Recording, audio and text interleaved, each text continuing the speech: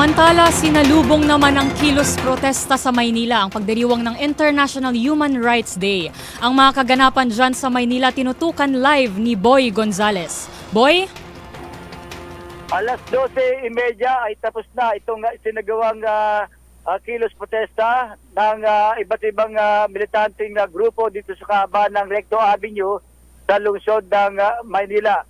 Ang naturang grupo bago makapasok sa dito sa area ng lagpas ng Loyola Street ay nag-usap muna ang mga opisyal ng Manila Police District at ang mga leader ng militanteng grupo para maging mapayapa ang kanilang pagkilos. Nagkasundo naman yung magkabilang papanig kaya pinaatras ng halos 2 metro ang hanay ng napakaraming pulis.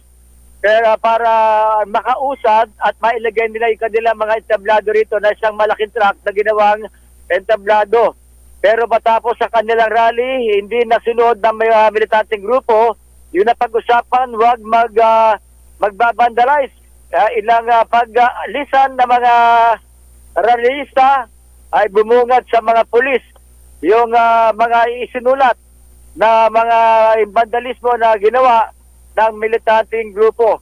Meron pang isa na motorcycle rider ang nasaktan dahil nagulpi ng ilang rallyista dahil sa pumilit na makapasok dito sa area ng Recto Avenue. Bukod doon, naging mapayapa naman yung kilos protesta. Sinabi ni Police Major Philippines ang tagapagsalita ng MPD, bagamat nagkasundo sila lang magiging mapayapa, walang maggugulo. Isa lang tangi lamang ang kanilang napuna, yung ginawang vandalismo ng mga rallyista.